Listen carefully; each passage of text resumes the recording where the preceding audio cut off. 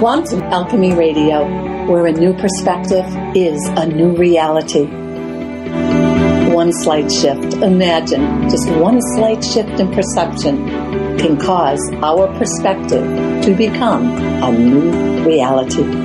Why not you? Why not now? Join us. And welcome everyone to Quantum Alchemy Radio. Yes, we are becoming contagious. That was the intention right from the beginning. And it's you, the listener, that I have to thank for that, because you're the one telling other people to listen. And it's just getting more and more exciting as we bring in the type of guests that you're wanting to hear. And Quantum Alchemy, we're cutting edge today for sure. I'm excited about this magazine. It's called Spirit and Science. And if ever there was a perfect union in my world, it is when they come together, because it's the all in the all of it. So I'm excited. We're bringing in today Dr. Nisha Manek, and she is the associate publisher. I hope I'm saying that right. I'll check with her in a moment, for this magazine. And she herself is a medical doctor with extensive training, but her interest now is really going toward alternative and integrative medicine, and that excites me as well. So I'm really excited to have this conversation, and our focus will be on her article in the magazine. The premiere issue is out there. I really encourage you, check it out, because it brings mainstream into the world of science and spirituality. And I really consider myself mainstream, high school education. What I know, I've learned experientially. So this magazine really excites me. So here we go. Dr. Nisha, welcome to Quantum Alchemy Radio. How are you today? Oh, it's wonderful to be with you, Anya, and I'm so honored to be featured. Well, I am just, this is an exciting time to be in science, especially medicine. We've really known some of the problems in modern medicine, and so I find myself in a very a juxtaposition, if you will, but I'm very conventionally trained. Just to give the listeners an idea, I was born and raised in Africa, in Kenya, and I did my undergraduate training in pre-medical studies at Case Western Reserve University in Cleveland. So I've been back and forth in the United States, and then went on to the United Kingdom, in Scotland to be precise, and that's where I did my medical training at the University of Glasgow. And so I did internal medicine training in London, and so now I'm a fellow of the Royal College of Physicians. So I've done all of the traditional benchmarks. I'm also a fellow of the American College of Physicians. So, when Dr. Tiller says you're a card-carrying conventional scientist, I'm one of those. I spent a great deal of time at the Mayo Clinic in Minnesota. I was at the Division of Rheumatology, and I'm a rheumatologist by specialty training. Now, one of the interests, as you've mentioned, is I have a deep interest in integrative therapies. And, it used to be called complementary and alternative medicine, and we realize it's not really complementary and it's not alternative. What we want to bring to a more popular understanding is that it's integrative. That is, conventional medicine has a place, and all of the ancient methods and all of the mind-body therapeutics have a place. And so we're catching up. I think in this country, there's no doubt that there's been an absolute phenomena in integrative therapies. To give you a quick idea, this is from national studies. U.S. Americans, or Americans of adult age, over 18 and above, they're more and more, I think 1 in 5 turn to some form of integrative therapy. I mean, that's astonishing. You know, those numbers are simply astonishing. And they're doing this on their own. So the customer, the consumer of modern medicine is saying, okay, I don't think this modern medicine is working. And so they're going on their own and seeking a lot of things from meditation, massage, acupuncture, botanicals, vitamins, nutritional. All of these fall into the broad scope of integrative medicine. Now, rheumatology is very importantly positioned, and that is the number one reason that adults in the United States seek complementary or integrative therapies is because of back pain, because of neck pain, because of joint pain, because of fibromyalgia. Now, these are all the conditions that I see regularly in my clinic. So, physicians such as myself in rheumatology are really taking note. I mean, we're really beginning to say, okay, it's not just about pain medications, it's really about the whole person, and how do we bring some of the research, and how do we bring the bedside to the practice quickly. So I then left Mayo Clinic because I felt that the Tiller physics, and I think Dr. Tiller has been on your program before, yes. He brings a very unique perspective, a perspective that opens up medical technology in ways that are simply outstanding. So I wanted to study this intention-based physics in more detail because I think it's ripe for application in a host of very chronic illnesses. So, I'm now based in Arizona at Kingman Regional Hospital, which is a member of the Mayo Clinic Care Network. So I do have my ties to Mayo Clinic, and I still practice rheumatology. So I still do all of the conventions, but I also very much bring in for my patients the integrative pieces to the puzzle for their wellness. So I hope that gives the listeners a sort of an idea of where some of us in medicine are really heading for. Does that help you? Yes, absolutely. And what comes in this moment, Nisha, is I'm curious about something. What you're speaking about that is really happening right now, is it something that is arising from within? Or is it something that we're being pulled toward in terms of, the doctors are starting to shift, the patients are starting to shift, the ordinary person is starting to shift. Is it something coming from within, or are we being pulled towards something? Any thoughts on that? Yes, I think it's a bit of both.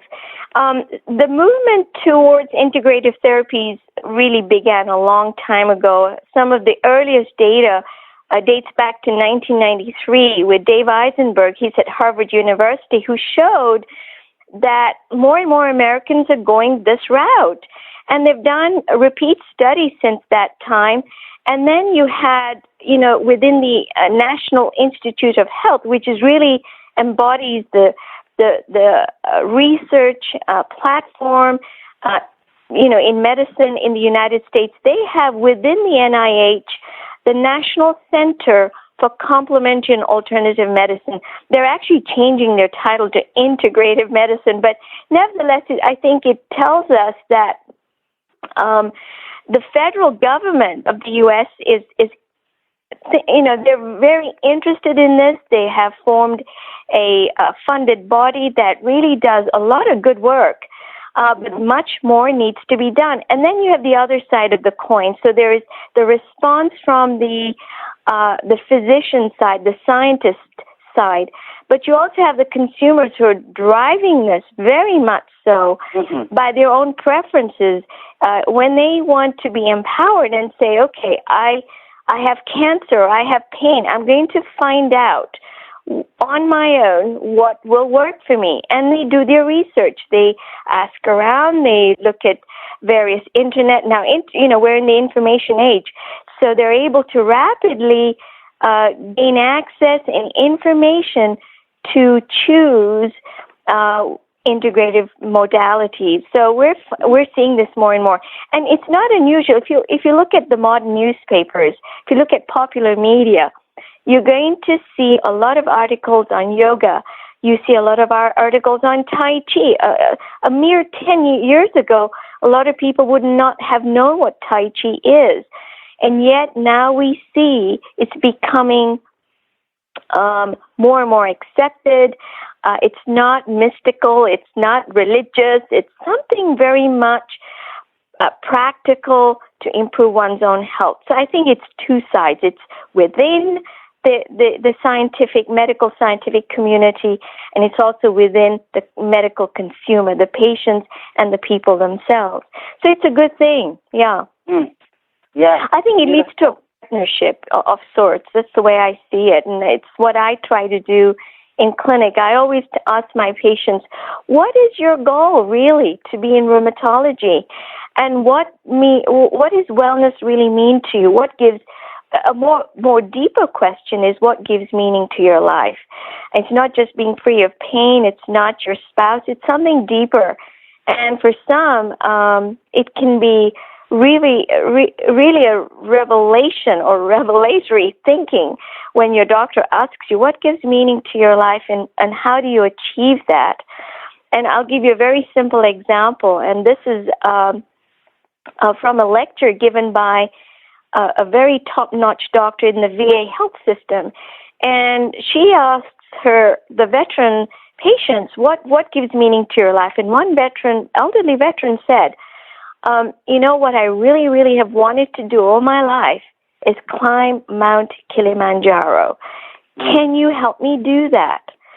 So here you have someone who has a deep wish for wellness to achieve a lifelong dream.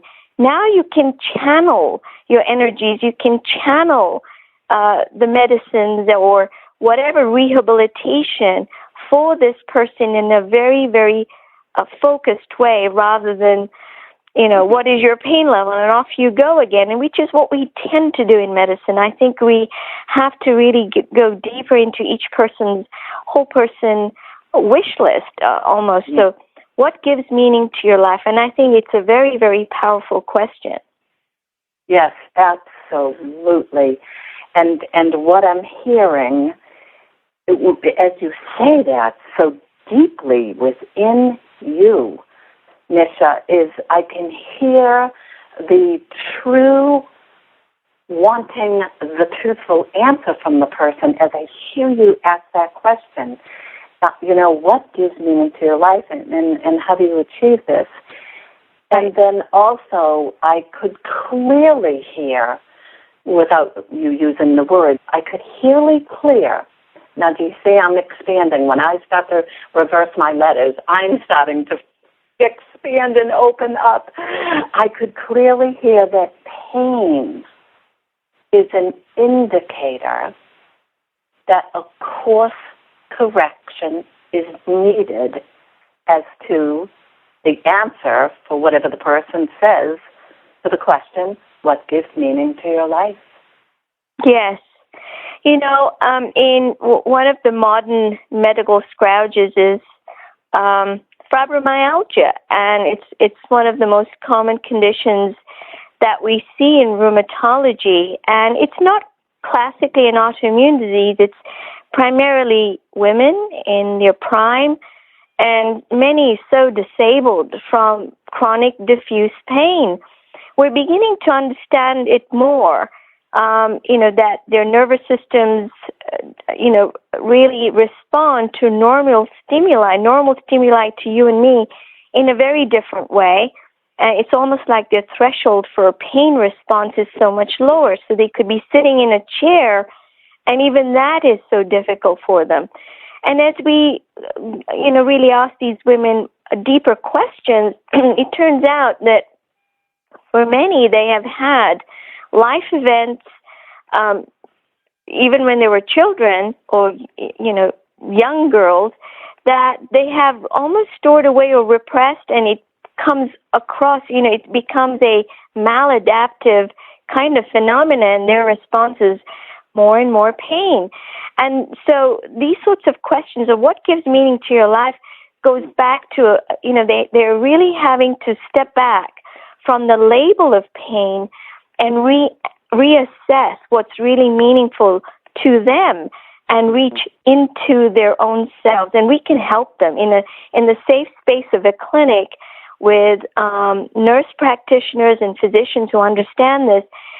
Many young women start to heal themselves, but you have to open up the doorway. You have to open up the chance to explore these things and these questions, and not just what level is your pain, but to really go beyond that. So I think pain means many things to many people, but when I bring the perspective of the fibromyalgia patient, I think it's a lot more deeper than just the nervous system. I think there's memories. I almost think of it like a post-traumatic stress disorder in and of itself, so that these young women have been through some sort of trauma, whatever it might be, and they haven't processed it. So you have to be aware and not shy away from asking for expert help, whether it's psychological help, psychiatric help, or counseling help. All of those have relevance in pain management. So, yeah. And listening to you, Dr. Tiller comes in. One of the most powerful statements that he made. By the way, listeners, you can go into the archives, and it's Quantum Alchemy show number 33 was Dr. Tiller's show, and he opened the show with a very, very important statement. He said, I want your listeners to know how important it is to give everything meaning. Ah, yes, that's right. He did say that. Yes. And so now I'm tying that in with, what Dr. Nisha is saying, finding out that people aren't connected to, what gives your life meaning? So we're back to the meaning piece. How beautiful is that? It almost sounds like a revelation in its simplicity. It does, doesn't it? But, in medicine, we're very mechanistic. We really want to fix things. We want to fix the physical body. But that's just the small and the weakest link to the whole person. The physical is just the smallest part, really. It's the mind, it's the emotion, and they all play a significant part in well-being. And even that itself has its own definition. What do you mean by well-being? But it's certainly not just an absence of disease, and we all agree on that. And the WHO, the World Health Organization, has a very nice definition. They also say it's not just the absence of disease.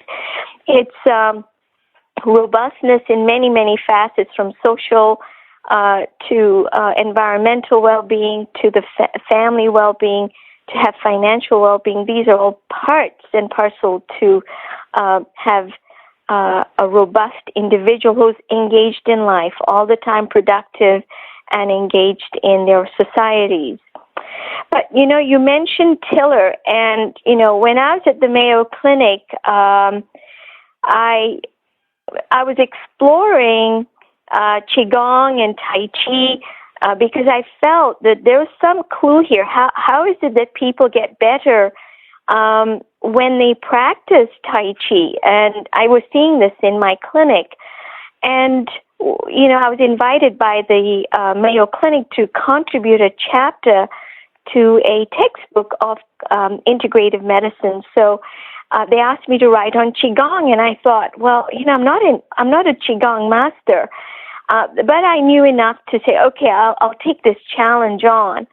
And I looked at the literature, and I looked at the medical literature specifically, looking for randomized control trials.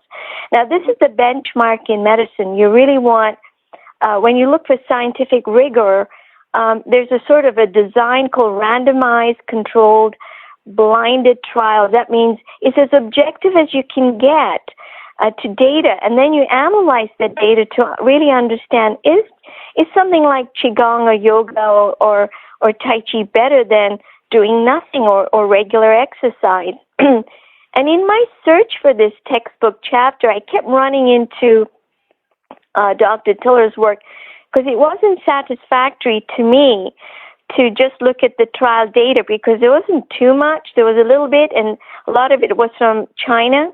And I wasn't satisfied with the just randomized trials, but asked myself the question, what is this thing we call energy? And we feel it move. I can feel when I practice Qigong, I can play with it, I can move it around.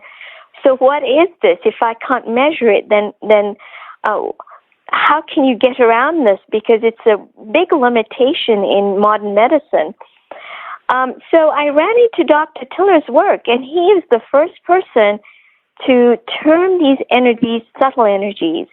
And subtle means they're not weak. They're just difficult to measure. And I think that distinction is very important, because people get, I think it's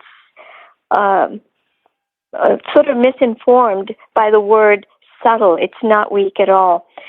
So I was very intrigued by his work in subtle energies, and then obviously from the subtle energies which are connected to human intention, and all of this thing about space conditioning was very, very intriguing. Here we have someone who really brings into everything we do in clinical medicine, which is we're trying to actually work on the physical, which is a faster ways would be to work on the acupuncture system. It's faster, it feeds into the nervous system, which feeds into the muscular system. So as a musculoskeletal doctor, I wanted to know, whoa, this may be a way from the physics perspective to get a handle on it. And the second thing he did was this space conditioning. And while I was at Mayo Clinic, and what led me to really research the subtle energies was the Buddha relics. And I went to see the relics, and I didn't know what the relics were. This is something very unique in my culture. We don't have relics in Hinduism. And so I went out of curiosity more than anything to this monastery in Minneapolis. And it was supposed to be a 10-minute visit to Utah Monastery, and what was a 10-minute visit turned out that I left when the tour was closing, and I came away, and the few things in this world that are truly transformative, but if for some people the Buddha relics is truly transformative, and I was absolutely fortunate to experience this. And also then I took that experience and was lucky enough with my family to host the relics at our home in Los Angeles. So I could really now look at the experience not just from my own personal subjective experience, but really ask the question, is it just me? Is it just Nisha Manek? Or is this really more universal? And it was really, truly a more universal thing. It's not just a unique one-person experience. And, I went on to write a paper about this, and having the chance to honor the relics at my home gave me a perspective, a chance to really understand subtle energies.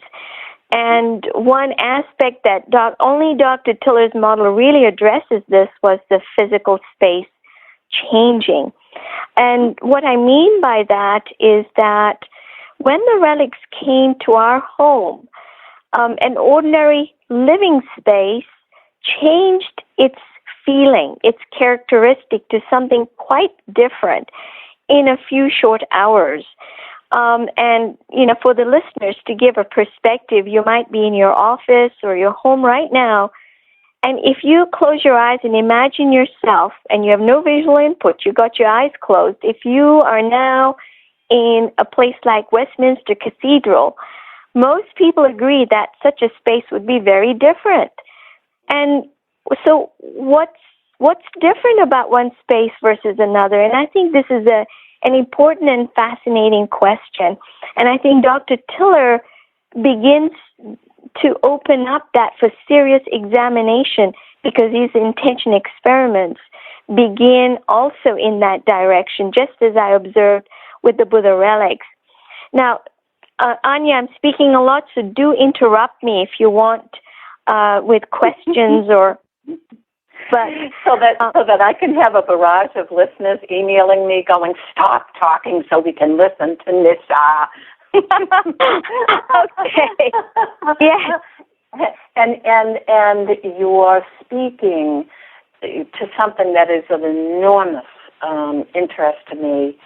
So I'm just engaged. I can feel the listeners, but I want to make sure that we go to this amazing magazine. And especially because you've already started to move into your article, which is entitled "When Healers Listen for the Voice of God." Fabulous title right there. When Healers Listen for the Voice of God. And so Nisha is already bringing in some of the information around the relics that's in that article. So yes. Please continue. Yes, please, especially. Well, when the relics came home, like I said, I began to write a paper. I was at Mayo Clinic, and I was really shocked. I was really shocked with my personal experience, because I went in with a very curious mind, nothing more, and it was totally transformative. My mind went very, very silent, what mystics call a kind of peacefulness. And what was really interesting was it was hard for me to process linear language or information. Now, imagine going to a relic tour on a Sunday, and the next morning on Monday you have Mayo Clinic and a full clinic. And, fortunately, and this was, I think, very unusual, and I think almost a miracle, on a Monday morning in my division, we always see new patients, okay? Because at Mayo Clinic, we get patients or receive patients from all around the world, and they come there for a very specific time, usually 1 week. You want to see them on a Monday, and they get their testing, and you see them by Thursday or Friday and wrap up their visit. So I was quite concerned that on Monday morning, as I walk onto the floor, that I could not really fathom trying to read notes and do things for new patients. And I look at my list, and I was flabbergasted. It was the only time in my almost 12 years at Mayo that this happened. I looked at my list, and there were only return visits. I asked my secretary, whatever happened? She shrugged her shoulders and said, I have no idea. So my patients come in on a Monday morning, patients that I'd known for several years, and they came in, one by one, and I kept the lights dim in my office because I couldn't stand lights. Everything was accentuated. My senses were very, very sharp. And they said to me, you look different. Something about you has changed. And that's very interesting for a patient to tell the physician, you are different. What has happened to you? And so I told them about the relics. And one nice lady, Norma, said to me, this makes me remember some of the precious times that I've had in church, that you have just one nugget, something happens to you, and that you walk out that Sunday morning and you're not the same anymore. And she said, I encourage you to explore this. I think you have something important to share. And so I thought a lot about it, because it's a subjective experience. And, in science, we're all about objectivity. A subjective experience is not really valuable. We call it qualitative science as opposed to quantitative, which is measurable. But in any case, I thought about it, and I started to write some framework about it, but it was hard because there was no physics, science that really came close to it until I saw Dr. Tiller's work. Here we have a device that Tiller imprints, and it's traveling from city to city, and it, to a lab in a different city, and it manifests, or the intention experiment is carried out. Well, here we have relics that are like devices which are imprinted by the loving kindness essence. They're wrapped, protected, and taken from city to city, unwrapped, and it's almost like manifesting a field wherever the tour is. When I say the word field, that's not quite correct, but in my home, at the Manek home tour, when I see the space itself changed, we felt it. All of us felt it. And what's interesting is that any time a visitor came into the living room, they felt it. They said as soon as you cross the threshold, their faces would change. Many of them got unusual kinds of healing. Some of them, the back pain was healed, or shoulder pain was relieved. For some, it was emotional healing. And so you had to give them time. I was just an observer, as was my family. We were hosts. You only give a room, a venue for the tour, and we had 3,000 people come, so you could really observe what is going on here. But we did one more thing, and this, at the time, I didn't think much about it, but I took Tiller's devices and simply plugged them into our living room where the altar was going to be. In other words, the Tiller devices were in the vicinity of the Buddha relics, with the idea that the relic essence would be imprinted, or that I'd be creating, in some respects, an artificial relic, that when the relics move on to the next tour, we still have the essence in the devices. Mm-hmm. And that's what we did. I took a device to Mayo Clinic. I took a device to my home in Rochester, Minnesota. And we sent other devices to our homes in London and Nairobi, Kenya. So, in other words, we kept that wonderful essence of the relics with us, even though the relics were no longer there. And then we did a very interesting experiment. I took one of the devices and I gave it to Dr. Tiller. The hypothesis that I explored in my paper for the Journal of Alternative and Complementary Medicine was that the intention effects, or the loving kindness essence, does its thing by changing the physical space itself. And the only scientist I know who has done this was Dr. Tiller. So I gave a device to him, and he set about measuring the physical space conditioning, as he calls it, from the relic imprinted device. And he did this in Scottsdale. Mm-hmm. And at first, nothing really happened. And his protocol for measuring the physical space is the pH meter. And it turns out the pH meter actually tests the space. The amount of pH change in the water in the space tells you how conditioned the space is, okay? And it's simple calculations, and Tiller has formulated all those equations. For anyone with the physics and mathematics background, it's actually fairly straightforward. But in any case, he had the device that I provided to him, and for about 2 or 3 weeks for the experiment, nothing really happened. And I thought, well, how is this possible? Because in a single afternoon, an ordinary living room was not the same anymore. It felt like we were in a very high cathedral-like space. It was truly sacred. And so Dr. Tiller did something very interesting, and this is at my suggestion and at Jean Tiller's, his wife's, suggestion. I realized that even though Dr. Tiller's instruments are a little ahead of today's standard instruments, that is, we don't measure physical space as a routine, but he does, his instruments are not still as high. They cannot communicate to a high level of conditioning of space that the relics do. So there are levels of symmetries within physical vacuum or physical space itself. And the higher the level, I mean, if you go to Westminster Cathedral, you'll feel very, very different. Mm. And Tiller's experiments show that his lab is different than an ordinary lab in a university, say, because he does his intention imprinting all of the time. But he calls it SU2 gauge. It's the next level up from our ordinary physics or U1 gauge, okay? And I offer these nomenclature for those people who have a little bit of knowledge of group theory or gauge theory. But in any case, the relics are functioning at a much, much higher level than SU2, which is where Tiller's instruments are.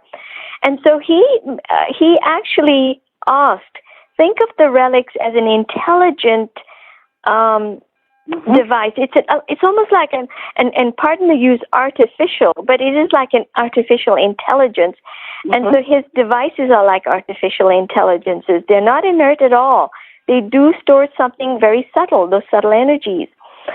And he asked the relic imprinted device to manifest in that measuring space the excess energy in thermodynamic terms. That is, the pH change, once it changes by a certain amount of units, you can measure that and then do the calculations as to excess thermodynamic free energy.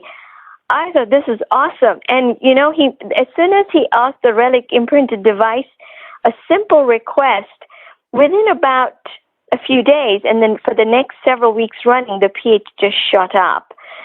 So something very remarkable happened. Mm. Yes. Go ahead. In your article, and I remind the readers to really, it's phenomenal and it's simple to understand. On page 6, Nisha, you say, you know, in regards to science, we're as good as our tools of investigation. Yes. Yes. So we think that in the age of technology and all of the impressive gains and that we're making and we continue to make, that, you know, we're limitless. Unfortunately, that's not true. It's not true, certainly where we are concerned. What is consciousness, for example? No science has ever come close. It's one of the biggest mysteries of our time. Subtle energies, we're getting somewhere now. We can feel it. We can now we're beginning to see the effects of that. And intention, indirectly, Tiller is measuring that intention is a force.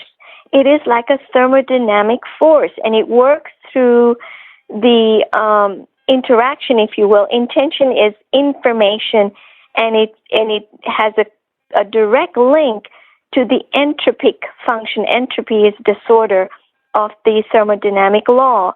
So for those who are really interested in physics, this is actually simple. You can look up the second law of thermodynamics, and you see, yes, there's a function or a term for entropy which is linked to information, and information is intention. So you can start to see that there is a direct mathematical formalism that connects human intention, space conditioning, reduction of disorder, which then leads to work. So I'm simplifying this. I know that, but I think if you can get the concepts, then that's beautiful. Then you can see that we're getting somewhere. We can really harness our own intention for power. We can make a difference in our own spaces, in our own schools, in our own hospitals, in our own homes, and, you know, really start to manifest. So Dr. Tiller calls it the law of intention.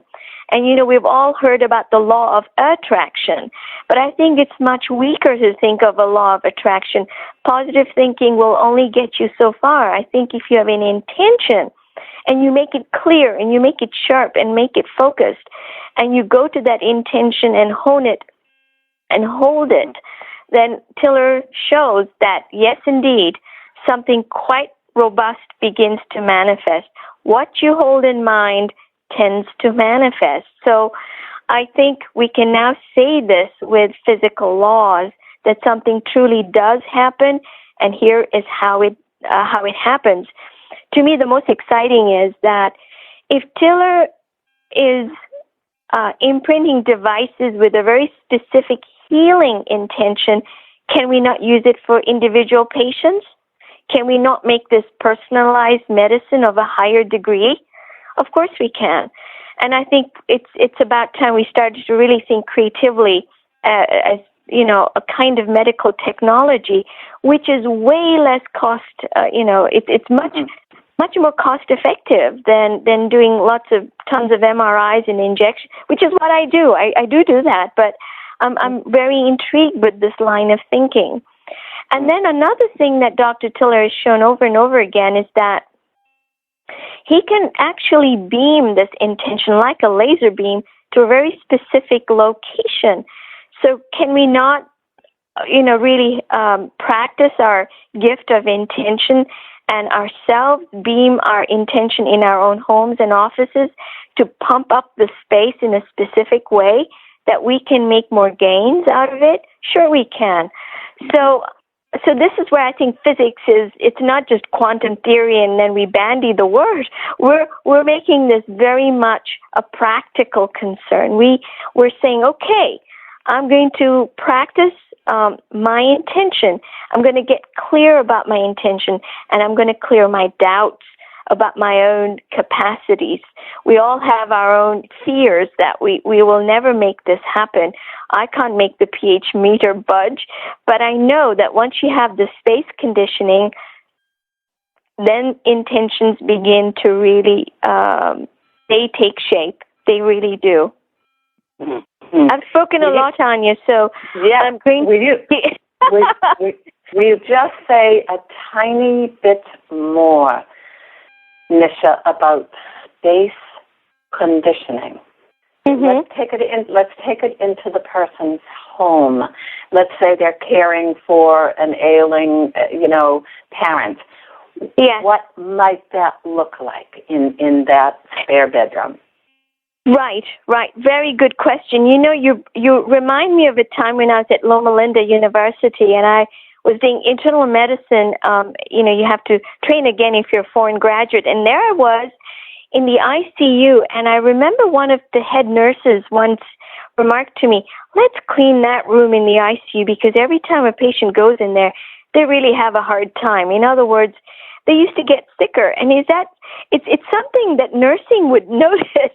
And so it made me wonder, is there something to all of this? And then, of course, years later, I hear about Dr. Tiller's work and his conditioning experiments. One thing I would say, if you have a sick relative or a loved one who's in trouble, where they spend their time or where they're healing, that is, their bedroom, you can really pump up the space with your emotion. Bring a lot of joy into your heart and be there with them. And that love, that pumping up from your heart starts that process. Another effective means is music. Actually, Gregorian chanting or classical music actually does have beneficial effects on the space. Another one that Dr. Tiller has done also, but not really published, is that objects, certain objects also have their own subtle energies or very, love-based essence.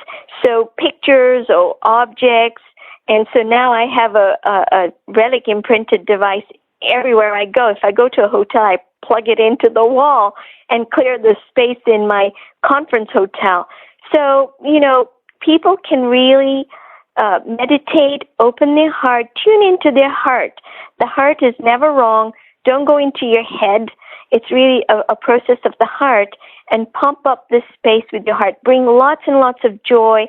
Bring lots and lots of visual also. You can imagine the relative being surrounded by angels, by light, and really pump up that vision in yourself and radiate that love out of your heart. That does a heck of a lot to the space.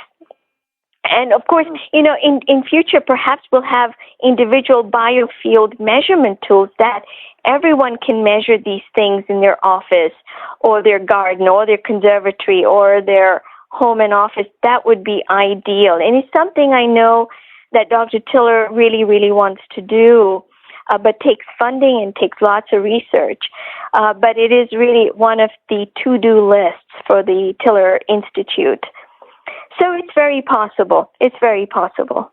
So what I'm hearing in your offering as an invitation for folks, to start conditioning the space environment is how powerful we are and that when we raise our consciousness that we matter, we make a difference, our thoughts, our feelings, our emotional state, all of that is emanating, just like, it's how beautiful is it in the spring when you open the window, and you feel that fresh air and you hear the birds chirping and you just feel spring. It's like that, yes? Yes, absolutely. It's a time of renewal, and it comes in, all seasons are special, and, it's like a cyclical thing. You can do this in your own home. You can make it healing. You can change the space in how you want it. I've become spoiled. I now have a relic imprinted device. And if there's a tour nearby, I take my device. I really do. And I ask permission if I can plug it into nearby of the altar table itself, and the custodians are kind, and they see me coming and say, okay, she's back. So I do imprint it, and I don't think there's a decay. I hold it. There's a certain feel to the device, so I do condition my own space with the loving kindness essence. I think, to me, that's love is very healing, and I think the relics are doing it unconditionally and offering it unconditionally. So I'm very happy to receive it. So I invite the readers, or listeners rather, to look up the tour calendar, the Relic Tour calendar. I'm also pleased to say in the second issue of Science and Spirit Mag, scienceandspiritmag.com, there will be articles on the law of intention by Dr. Tiller, and giving specific tips for the listeners to really start practicing. And I also I also write about, I should say, on the space conditioning phenomena. And there's another article that will be featured. So this is sort of a preview of the Science and Spirit Mag on the physics of healing. That means this concept of imprinting devices for specific conditions. Can we help a lot of people? Can we help babies in neonatal wards? Can we help people undergoing cancer treatments? Can we help prevent disease? I think we always forget about preventive medicine. And I bring some of these questions and offer them using the data that the physics gives us. And it's very provocative, and I think it's very timely also. So the listeners may want to subscribe to Science and Spirit. It is free. It's free. Yeah. So, and the second issue is due to be released. I think it's in beginning of November. So just a few weeks away. Beautiful, beautiful. What a difference for me. What a difference, because you've brought us into your world. And you're coming into our world. It's beautiful. I love that. I want to go to, you make a statement. It's toward the end of your article, Nisha, and I just love this. So I quote you in the article, it may be that our true postgraduate education comes not from a text or university, but from within. Yes. Yes, we're all here for a purpose, and purpose is everything. But the highest purpose is really to understand ourselves, And we have many, many, many tools available to us from scripture, from music, from the relic tour. I mean, I've really discovered so much. And from a scientist's perspective, the relics have really opened my eyes to the limitations of the physical body. The relics do not have a body. There is no body there. And so that was, to me, very shocking. And so I've learned a great deal, and also made my resolve firmer to make meditation a part of my life every day. And I teach this to my patients also. I offer free classes at Kingman Regional. So we all gather for half an hour and we tune into each other. These are all my patients. And then we just meditate for about half an hour, and then off they go to their work or whatever they want to do. So I think it's a skill that we can learn. And the more you do it, you can be in the eye of the storm. Everything is still, and you can really take in all of the happenings around your world and really respond in a calm and compassionate way. And I think that's the biggest gift you can give. We don't have to go around saving everything. One of my teachers said to me once, save the world the trouble of your efforts to save it. I thought, okay, all the things that we try to do to save, he says, save the world the trouble of your efforts, or something like that. But I think we can be part of, if it calls to us to do all good things, but in the end it still comes down to your own inner structure, your own inner work. And the more you do that, the more you grow in consciousness, then the better it is for humanity. I mean, we're each other's keepers in that sense. Yeah. Mm. And what are your thoughts on I'm just going to bring out two words and share with me what comes immediately, just without thinking. Question everything. Yes. Yes. So how do you hear that, Nisha? Okay, so again, in medicine, I really look to data. I look at numbers, images, and that's only part of the story. I now question that. I even ask my patients, you've told me this story. What is underneath all that? And that's where also what gives meaning to your life comes in. So I question myself relentlessly, my own purpose. I question and most of them love this because it gives them a way to think, and they bring back that question to the next visit, and it becomes they get their own relationship to themselves deeper. So that questioning attitude, there is no authority outside of you. You're ultimately in charge, okay? You have different tools, but you have to go into it yourself, whether it's meditation. And then some of the questions like the relic tour, I used to think awareness is the brain, and the brain is everything. And yet I realize now the brain is just a wiring. It's just an impulse down the wire. And it's important because without that wire and the brain, Nisha cannot speak to Anya, but in the end, it's the wiring. And the relics don't need the wiring. The wiring is a non-issue. So I had to revisit. I had to question even that fundamental, almost hardcore scientific thing that the awareness is the brain. I have to almost say it isn't the brain. There is no brain. The brain, perhaps as I grow in consciousness, Nisha doesn't need the physical body of the brain. Hopefully Nisha is going down that pathway very purposefully. I check back on I do. One has teachers and one reads. Like I said, I meditate. It's just something now I have really made intention very firmly for my life. And it has helped me really in my practice and to go go without fear. One always thinks, am I making the right move in this career or doing this or this research? But I think I become calmer about it and not bounced around by outer conditions. You don't want to be bounced around by opinions. It's like the paper I wrote. It's just very hard to do. And the reviewers were very kind and said, wow, we need this publication because for the first time we have a framework.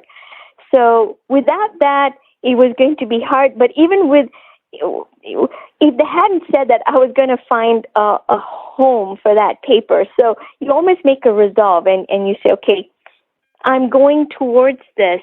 How do I craft this for my own understanding, but also for the benefit for the people who read it, and for science ultimately to question, okay, we are in the physical body, what else can we do now to make the next jump? So, I hope that helps you. Yes, yes. I'm wandering a bit. Yes, and now here's another piece that's very, very close to home for me, and I know with this wide audience of listeners that my question with you will be understood, and why I'm asking it. So I'm curious, Nisha, as to your evolution of consciousness. Where are there ideas opening up for you around, let's say, mediumship, for people who connect with the consciousness of those who've crossed, healings that happen, with energy workers. I'm not so big on the word psychic, but there it is, or telepathic communication, multidimensional communication. Can you share with us where you are with those ideas? Yeah, well, I must admit, I have really, the Buddha relics have opened this whole perspective of intelligence without the physical body, and this whole concept of the physical space itself. I have never used psychics. I don't know how to use them. I think there may be some role. I say I think because I think you have to also be careful. What are you channeling? Who is on the other side? And I think there are unknowns like that. And I know that Dr. Norm Shealy, for example, has used Caroline Mace. Caroline Mace is a psychic, and she's a healer in her own right. I've read about those sorts of gifted people, but I personally have never used that. What I tend to do with my clinical practice, with my own self, is to really become skillful in the art, in the practice of contemplation and meditation in your life.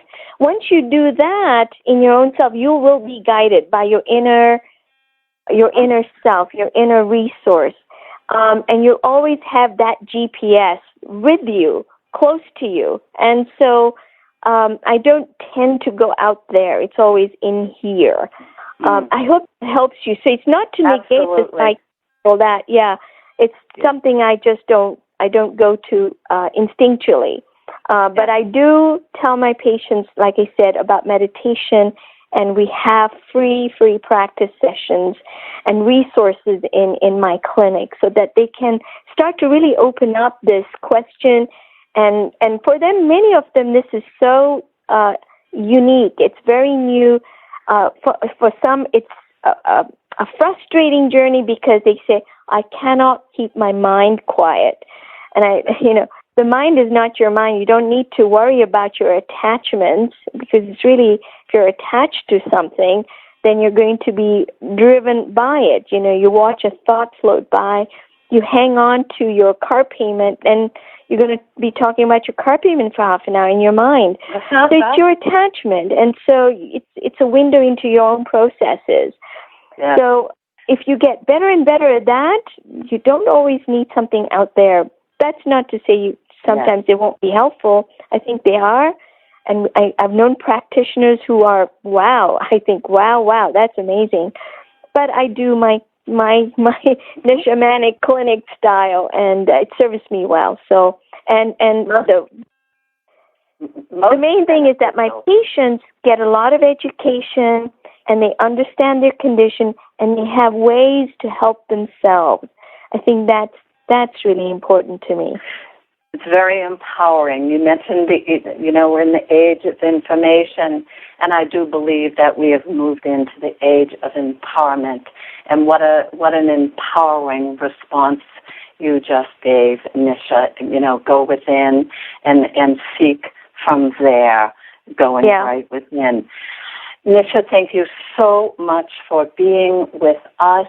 It's been rich, it's been full, it's been expanded.